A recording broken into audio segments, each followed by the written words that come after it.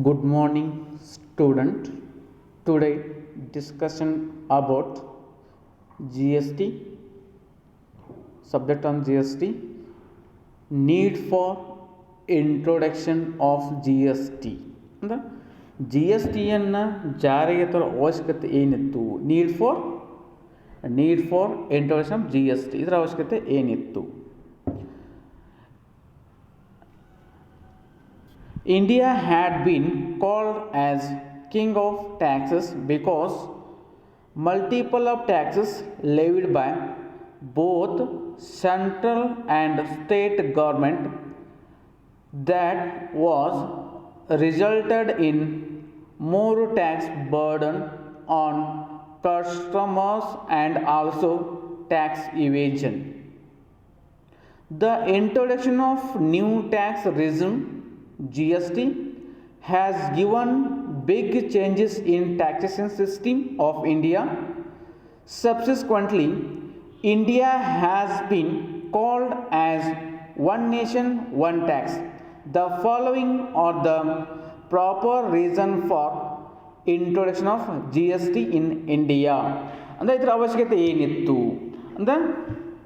ಅಂದ್ರೆ ಇಲ್ಲಿ ಏನಾಗ್ತೈತೆ ರೀ, ಮಲ್ಟಿಪಲ್ ಟ್ಯಾಕ್ಸಸ್ ಇದ್ದು ರೀ. ಮಲ್ಟಿಪಲ್ ಟ್ಯಾಕ್ಸಸ್ಸನ್ನು ಹೋಗಲಾಡಿಸಿ only one nation one taxes ಅನ್ನೋ ಕಾರಣಕ್ಕಾಗಿ ಏನು ಮಾಡಿರಿ, GSTಯನ್ನು ಜಾರಿಗೆ ತಂದರು. ಅದು ಯಾವ ಕಾರಣಕ್ಕಾಗಿ GSTಯನ್ನು ಜಾರಿಗೆ ತಂದು ಅನ್ನೋ ಬಗ್ಗೆ ನಾವು ಒನ್ ಬೈ ಒನ್ ಕಾನ್ಸೆಪ್ಟ್ ಮುಖಾಂತರ ತಿಳ್ಕೊತಾ ಹೋಗಬೇಕು.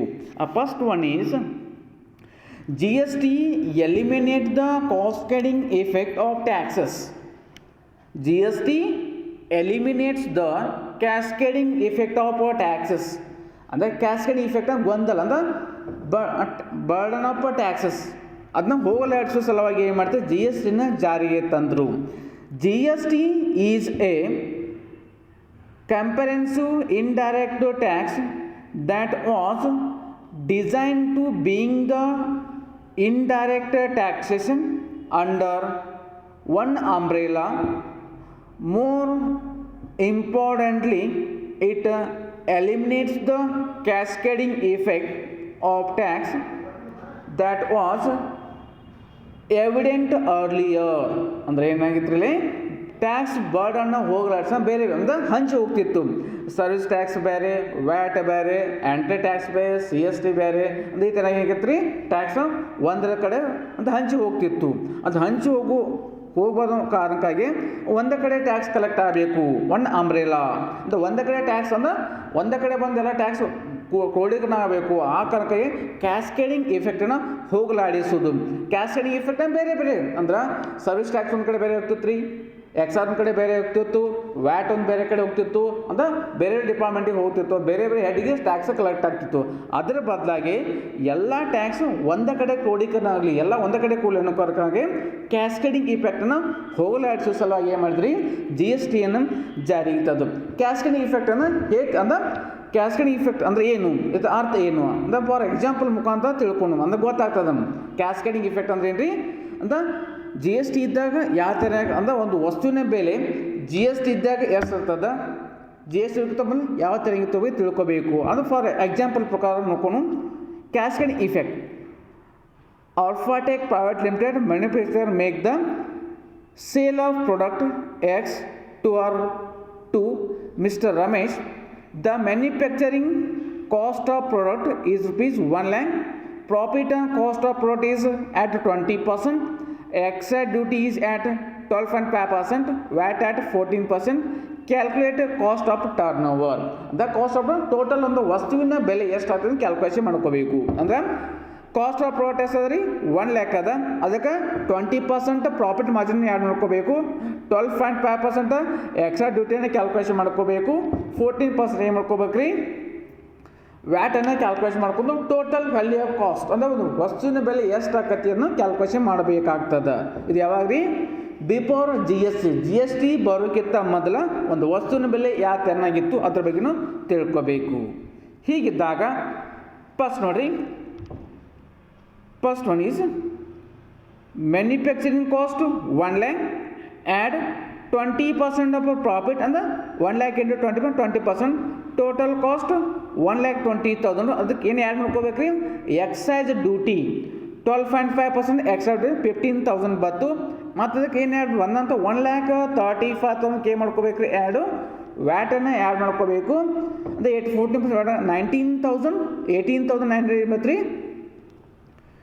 ವ್ಯಾಟ್ ಬಂತು ಟೋಟಲ್ ವ್ಯಾಲ್ಯೂ ಆಫ್ ಅಂದ್ರೆ ಸೇಲ್ಸ್ ಪ್ರೈಸ್ ಇನ್ಕ್ಲೂಡಿಂಗ್ ಟ್ಯಾಕ್ಸಸ್. ಅಂದ್ರೆ ಒಂದು ವಸ್ತುವಿನ ಬೆಲೆ ಎಷ್ಟು ಆತ್ರಿ, 1,53,900. ಇದು ಯಾವ ರೀ, ಜಿ ಎಸ್ ಟಿ ಬರೋಕ್ಕಿಂತ ಮೊದಲ ಅಂದ್ರೆ under pre G S T system. G S T ಬರೋಕ್ಕಿಂತ ಮೊದಲ ಒಂದು ವಸ್ತುವಿನ ಬೆಲೆ ಈ ಥರ ಅಂದರೆ ಕ್ಯಾಲ್ಕುಲೇಷನ್ ಮಾಡಿ ಟ್ಯಾಕ್ಸ್ ಅಂದ್ರೆ ಟೋಟಲ್ ವ್ಯಾಲ್ಯೂ ಎಷ್ಟು ಆಗ್ತದೆ ರೀ, ಕಾಸ್ಟ್ ಆಫ್ ಕನ್ಸ್ಯೂಮರ್ 1,59,900. ಅದೇ ಥರನಾಗಿ after the VAT is calculating the amount which including excise duty levying VAT on 1,35,000 is nothing but levying tax excise duty. that means tax on tax ಅಂದ್ರೆ tax ಮೇಲೆ ಟ್ಯಾಕ್ಸನ್ನು charge ಮಾಡುವುದು. ಅದಕ್ಕೆ burden ಆಗ್ತಿತ್ತು, ಅದನ್ನು ಹೋಗಲಾಡಿಸೋ ಸಲುವಾಗಿ ಅಂಡರ್ ಜಿ ಎಸ್ ಸಿಸ್ಟಮ್. ಅದ same examples G S system ಇದ್ದಾಗ ಅಲ್ಲಿ ನೋಡಿರಿ, ಕಾಸ್ಟ್ ಆಫ್ ಪ್ರಾಡಕ್ಟು 1,00,000 ಅದ, 20% ಪ್ರಾಫಿಟ್ 1,20,000 ಆಯಿತು. ನಂತರ ಎಕ್ಸೈಸ್ ಡ್ಯೂಟಿ ಇರಂಗಿಲ್ಲ, ಎಕ್ಸೈಸ್ ಡ್ಯೂಟಿ ನಿಲ್ ಆಗಿರ್ತದೆ. ಅಂತ ನೆಕ್ಸ್ಟ್ ವ್ಯಾಟು ನಿಲ್ ಆಗಿರ್ತದೆ. Value of supply 1,20,000. ಅದಕ್ಕೆ 18% G S T 21,600. Total sales price ಎಷ್ಟು ಬಂತು ರೀ, 1,41,600. ಗೊತ್ತಾಯ್ತು ರೀ. ಇಲ್ಲಿ ನೋಡಿರಿ, ಬಿಫೋರ್ ಜಿ ಎಸ್ ಟಿ ಇದ್ದಾಗ ವಸ್ತುವಿನ ಬೆಲೆ ಎಷ್ಟಿತ್ತು, 1,53,900 ಇತ್ತು. ಆಫ್ಟರ್ ಜಿ ಎಸ್ ಟಿ ಜಾರಿಗೆ ಬಂದ ನಂತರ ವ್ಯಾಲ್ಯೂ ಎಷ್ಟು ಅದ ರೀ, 1,41,600. ಇದು ಯಾವ್ದು ಹೆಚ್ಚದ ರೀ, ಬಿಫೋರ್ ಜಿ ಎಸ್ ಟಿ ಇದ್ದಾಗ ಒಂದು ವಸ್ತುವಿನ ಬೆಲೆ ಎಷ್ಟು ಅದ ರೀ, 1,53,900 ಅದರ. ನಂತರ ಆಫ್ಟರ್ ಜಿ ಎಸ್ ಟಿ ಬಂದ ನಂತರ 1,41,600 ಅದ. ಇದನ್ನು ಹೋಗಲಾಡಿಸೋ ಸಲುವಾಗಿ ಟ್ಯಾಕ್ಸ್ ಮೇಲೆ ಟ್ಯಾಕ್ಸ್ ದ ಕ್ಯಾಸ್ಕೇಡಿಂಗ್ ಎಫೆಕ್ಟನ್ನು ಹೋಗಲಾಡಿಸೋ ಸಲುವಾಗಿ ಏನು ಮಾಡ್ತೀವಿ ನಾವಲ್ಲಿ, ಜಿ ಎಸ್ ಟಿಯನ್ನು ಜಾರಿಗೆ ತರಬೇಕಾತು. ನಂತರ next second one is easy compliance. ಈಸಿಯಾಗಿ ಮೂವ್ ಆಗ್ಬೋದು. ಆಲ್ ದ ಅಂದ್ರೆ compliance means easy way. All the compliance like registration, return, payments etcetera under G S system are done online, which makes compliance under the GS system hassle free and transparent. ಅಂದರೆ ಏನಿರ್ತದೆ ರೀ, ಈಸಿಯಾಗಿ ಅಂದ್ರೆ ಯಾವುದೇ ಒಂದು ಅಂದ್ರೆ ಒಂದಕ್ಕೆ ಕೋಡೀಕರಣ ಆಗಿದೆ ಟ್ಯಾಕ್ಸು. ಅದು ಯಾವ ಥರ ಇರುತ್ತೆ, all the compliance like registration ಆಗಿರ್ಬೋದು, ರಿಟರ್ನ್ ಆಗಿರ್ಬೋದು, ಪೇಮೆಂಟ್ ಆಗಿರ್ಬೋದು, ಸಿಸ್ಟಮ್ ಎಲ್ಲ ಈಸಿ ಆಗಿರುತ್ತೆ. ಈಸಿ ಕಂಪ್ಲೈನ್ಸ್, ಯಾವುದೇ ರೀತಿಯಂಥ ಪ್ರಾಬ್ಲಮ್ ಇಲ್ಲ. Next third one is one country one nation. ಅಂದರೆ ಒಂದೇ ದೇಶಕ್ಕೆ ಒಂದೇ ರೇಟ್ ಆಫ್ ಟ್ಯಾಕ್ಸ್ ಇರಬೇಕು. ಎಲ್ಲ ರಾಜ್ಯಗಳನ್ನು ಕಂಪ್ಯಾರಿಸನ್ ಮಾಡಿದಾಗ ಒಂದೇ ಟ್ಯಾಕ್ಸ್ ಇರಬೇಕು. ಇಡೀ ದೇಶದಲ್ಲಿ ಒಂದೇ ಟ್ಯಾಕ್ಸ್ ಇರಬೇಕು. ಮೊದಲು ಏನಿತ್ತು ರೀ, ಬಿಫೋರ್ ಜಿ ಎಸ್ ಟಿ ಇದ್ದಾಗ, ಜಿ ಎಸ್ ಟಿಗಿಂತ ಮೊದಲು ಏನಾಗಿತ್ತು ರೀ, ಒಂದು ರಾಜ್ಯದಿಂದ ಇನ್ನೊಂದು ರಾಜ್ಯಕ್ಕೆ ಕಂಪ್ಯಾರಿಸನ್ ಮಾಡಿದ್ರೆ ರೇಟ್ ಆಫ್ ಟ್ಯಾಕ್ಸಸ್ಸು ಬೇರೆ ಬೇರೆಯಾಗಿತ್ತು. ಆ ಕಾರಣಕ್ಕಾಗಿ ಅದನ್ನು ಹೋಗಲಾಡಿಸೋ ಸಲುವಾಗಿ ಏನು ಮಾಡಿರಿ, ಜಿ ಎಸ್ ಟಿನ ಜಾರಿಗೆ ತಂದರು. One country one tax. instead of several different taxes being levied by state and central government, GST impose only one tax. GST replaced several hidden taxes that were imposed by state government, and it imposed ease of doing business. ಇಡೀ ದೇಶದಲ್ಲಿ ಒಂದೇ ಥರ tax ಇದ್ದಾಗ business ಮ್ಯಾನ್ಗಳಿಗೆ ಈಸಿಯಾಗಿ ಮಾಡ್ಬೋದು, ವ್ಯವಹಾರವನ್ನು ಮಾಡಲಿಕ್ಕೆ ಅನುಕೂಲ ಆಗ್ತದೆ. ಆ ಕಾರಣಕ್ಕಾಗಿ ಏನು ಮಾಡಿದ್ರಿ, ಜಿ ಎಸ್ ಟಿಯನ್ನು ಜಾರಿಗೆ ತಂದರು. Next one is needs single economic zone. GST bring a single economic zone for country from overlapping federal and state taxes. GST is in line with cooperative federalism, wherein the center and the state work together for the benefit of the nation. and the single economic zone. and single economic zone ಅಂದರೆ state government ಕೂಡ same ಪ್ರಗತಿಯಲ್ಲಿ ಸಾಗ್ತದ, central government ಕೂಡ same ಪ್ರಗತಿಯಲ್ಲಿ economic ಅಂದ್ರೆ ಆರ್ಥಿಕ ಪರಿಸ್ಥಿತಿ ಸುಧಾರಣೆ ಆಗ್ತದೆ. ಎರಡು ಸೇಮ್ ಅಂದರೆ ಸ್ಟೇಟ್ ಗೌರ್ಮೆಂಟ್ ಬೇರೆ ಇಲ್ಲ, ಸೆಂಟ್ರಲ್ ಗೌರ್ಮೆಂಟ್ ಬೇರೆ ಇಲ್ಲ, ಅದು ಎರಡೂ economic position single economic zone ಎರಡು ಸೇಮ್ ಅಂದ್ರೆ ಡೆವಲಪ್ಮೆಂಟ್ ಆಗ್ತವೆ. ಯಾವಾಗ ರೀ GST ಬಂದ ನಂತರ. ಬಿಫೋರ್ GST ಇದ್ದಾಗ ಸಮ್ಟೈಮ್ ಏನೈತೈತೆ ರೀ ರೇಟ್ ಟ್ಯಾಕ್ಸ್ ರೆವೆನ್ಯೂ ಹೆಚ್ಚಿಗೆ ಸೆಂಟ್ರಲ್ ಗೌರ್ಮೆಂಟ್ ಆಗ್ತಿತ್ತು, ಕೆಲವೊಂದು situation tax revenue state government ಹೆಚ್ಚಾಗ್ತಿತ್ತು. ಈ ಕಾರಣಕ್ಕಾಗಿ ಏನಾಗ್ತಿತ್ತು ಅಲ್ಲಿ ಸಿಂಗಲ್ ಎಕನಾಮಿಕ್ ಝೋನ್ ಇದ್ರಿಕಿಲ್ಲ, ಅಲ್ಲೇ ಮಲತಾಯಿ ಧೋರಣೆ ಆಗ್ತಿತ್ತು. ಅಂದ್ರೆ ಸ್ಟೇಟ್ ಗೌರ್ಮೆಂಟ್ ಕೊಂತಾರ ಬೇರೆ, ಸೆಂಟ್ರಲ್ ಗೌರ್ಮೆಂಟ್ ಕೊಂತಾರ ಬೇರೆ ಆಗ್ತಿತ್ತು. ಹೀಗಿದ್ದಾಗಲೇ ಅಂತ ಎಕನಾಮಿಕ್ ಅಂದ್ರೆ ಆರ್ಥಿಕ ಪ್ರಗತಿಗೆ ಒಂದು ತೆರನಾದ ಮಲತಾಯಿ ಧೋರಣೆಯನ್ನು ತೋರಬೇಕಾಗ್ತಿತ್ತು. ಆ ಕಾರಣಕ್ಕಾಗಿಲೇ GSTನ ಜಾರಿಗೆ ತಂದರು. Next fifth one is Boost in foreign investment. In the longer run the GST is accepted to attract foreign investment, reducing the cost of capital goods, rise manufacturing and export, increase tax collections and create job. ಇಲ್ಲ ಏನಾಗ್ತೈತಿ, GST ಬಂದ ನಂತರ foreign investment ಹೆಚ್ಚು ಆಯ್ತು. ಕಾರಣ ಏನಾಗೈತೆ ರೀ, cost of product ಒಂದು cost of product less ಆಗಿರ್ತದೆ. ಆ ಕಾರಣಕ್ಕಾಗಿ ಏನಾಗುತ್ತೆ ರೀ, ಬೇರೆ ದೇಶದಿಂದ ಕ್ಯಾಪಿಟಲ್ ಇನ್ವೆಸ್ಟ್ಮೆಂಟ್ ಮಾಡಲಿಕ್ಕೆ ನಮ್ಗೆ ಅನುಕೂಲ ಆಗ್ತದೆ. ಆ ಬೂಸ್ಟ್ ಇನ್ ಫಾರಿನ್ ಇನ್ವೆಸ್ಟ್ಮೆಂಟ್ ಅಂದರೆ ಸಿಕ್ಕಾಪಟ್ಟಿ ಫಾರಿನ್ ಇನ್ವೆಸ್ಟ್ಮೆಂಟನ್ನು ಮಾಡಿ ತಮ್ಮ ಬಿಸ್ನೆಸ್ಸನ್ನು ನಡೆಸ್ಕೊಂಡು ಹೋಗ್ತಾರೆ. ಇದರಿಂದ ಏನಾಗತ್ತೆ ರೀ, ನಮ್ಮ ಆರ್ಥಿಕ ಪ್ರಗತಿ ಸುಧಾರಣೆ ಆಗ್ತೈತಿ. ಅಂದ್ರೆ ಮೂಲಭೂತ ಸಂಪನ್ಮೂಲಗಳು ಪೂರಕವಾಗಿ ಬಳಕೆ ಆಗ್ತದೆ. ಅದರ ಜೊತೆಗೆ ಇರ್ತಕ್ಕಂಥ ನಮ್ಮ ದೇಶದಲ್ಲಿ ಏನಾಗೈತೆ ಕ್ರಿಯೇಟ್ ಜಾಬ್ ಅಂದ್ರೆ ಜಾಬ್ ಕ್ರಿಯೇಟ್ ಆಗ್ತದೆ. ಅವಾಗ ಏನೈತಿ ಅನ್ಎಂಪ್ಲಾಯ್ಮೆಂಟ್ ಕೂಡ ಕಡಿಮೆ ಆಗ್ತದೆ. ಆ ಕಾರಣಕ್ಕಾಗಿ ಏನು ಮಾಡ್ರಿ GSTಯನ್ನು ಜಾರಿಗೆ ತಂದರು. GST ಜಾರಿಗೆ ತಂದ ನಂತರ ಏನ್ರಿ ಫಾರಿನ್ ಇನ್ವೆಸ್ಟ್ಮೆಂಟ್ ಹೆಚ್ಚು ಆಗಕತ್ತಿ. ಇದರಿಂದ ಏನಾಗೈತೆ ರೀ ಅನ್ಎಂಪ್ಲಾಯ್ಮೆಂಟ್ ಕೂಡ ಹೋಗಲಾಡಿಸ್ಬೋದು. ಆ ಕಾರಣಕ್ಕಾಗಿ ಏನ್ರಿ GSTಯನ್ನು ಜಾರಿಗೆ ತಂದರು. Next sixth one is manufacturing sector or make in India will get is boost. ಅಂದರೆ ಮೇಕ್ ಇನ್ ಇಂಡಿಯಾ ಅಂದ್ರೆ ಇಂಡಿಯಾದ ಪ್ರಗತಿ ಅಂದರೆ ಇಂಡಿಯಾದ ಪ್ರಗತಿ ಆಗಲಿಕ್ಕೆ ಸ್ಟಾರ್ಟ್ ಆಯಿತು. Manufacturing will get more competitive as GST address the issue of cascading tax, inter-state tax and fragmented market. ಅಂದರೆ ಇಲ್ಲಿ ಇರ್ತಕ್ಕಂಥ ಗೊಂದಲಗಳು state tax, central tax, excise, custom ಇವೆಲ್ಲ ಗೊಂದಲಮಾಗಿತ್ತು. ಮೇಕಿನ್ ಅಂದ್ರೆ ಒಂದು ಉತ್ಪಾದಕ ಏನ್ರಿ ಹಲವಾರು ಟ್ಯಾಕ್ಸ್ ಬರ್ಡನ್ ಆಗ್ತಿತ್ತು. ಈ ಕಾರಣಕ್ಕಾಗಿ ಏನಾಗ್ತಿತ್ತು, ಉತ್ಪಾದಕ ಒಂದು ಯಾವುದೇ ಒಂದು ಉತ್ಪಾದನೆ ಸ್ಟಾರ್ಟ್ ಮಾಡಬೇಕಾದ್ರೆ ಅವ ಏನು ಮಾಡ್ತಿದ್ದ ಗೊಂದಲ ಉಂಟಾಗಿ ಅವನಿಗೆ ಏನಾಗ್ತಿತ್ತು ರೀ, ಒಂದು ಫ್ಯಾಕ್ಟ್ರಿನ ಸ್ಟಾರ್ಟ್ ಮಾಡಲಿಕ್ಕೆ ಆಗಿರ್ಬೋದು, ಯಾವುದೋ ವಸ್ತು ಉತ್ಪಾದನೆ ಮಾಡಲಿಕ್ಕೆ ಆಗಿರ್ಬೋದು, ಒಂದು ದೇಶ ಸ್ಟಾರ್ಟ್ ಮಾಡಲಿಕ್ಕೆ ಆಗಿರ್ಬೋದು, ಗೊಂದಲ ಹುಟ್ಟುತ್ತಿತ್ತು. ಆ ಕಾರಣಕ್ಕೆ ಏನಾಗ್ತಿತ್ತು ರೀ ಉತ್ಪಾದನೆ ಕೂಡ ಕಡಿಮೆ ಆಗ್ತಿತ್ತು. ಇವಾಗ ಏನಾಗಿದೆ the manufacturing sector or make in India will get boost. ಅಂದರೆ GST ಬಂದ ನಂತರ ಹೆಚ್ಚಿನ ಪ್ರಗತಿಯಲ್ಲಿ ಏನಾಗಿರ್ತದೆ ಉತ್ಪಾದನೆ ಹೆಚ್ಚು ಆಗುತ್ತದೆ. ಆ ಕಾರಣಕ್ಕಾಗಿ ಏನು ಮಾಡಿದ್ರಿ GSTಯನ್ನು ಜಾರಿಗೆ ತಂದರು. Next one is for ease of starting and doing business.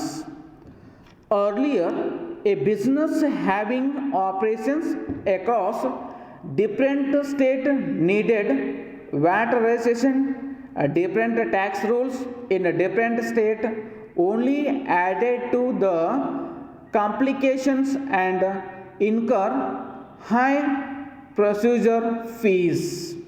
ಅಂದರೆ ಏನಾಗ್ತೈತೆ ರೀ, GST ಇದಕ್ಕಿಂತ ಮೊದಲು ಒಂದು ರಾಜ್ಯಕ್ಕಿಂತ ಇನ್ನೊಂದು ರಾಜ್ಯಕ್ಕೆ ಬಿಸ್ನೆಸ್ ಮಾಡಲಿಕ್ಕೆ ಬಿಸ್ನೆಸ್ ಮಾಡಲಿಕ್ಕೆ ಹೋದಾಗ ಒಂದು ರಾಜ್ಯದಿಂದ ಇನ್ನೊಂದು ರಾಜ್ಯಕ್ಕೆ ಕಂಪ್ಯಾರಿಸನ್ ಮಾಡಿದಾಗ ಅಂದರೆ ರೂಲ್ಸ್ ಆಫ್ ಟ್ಯಾಕ್ಸಸ್ಸು,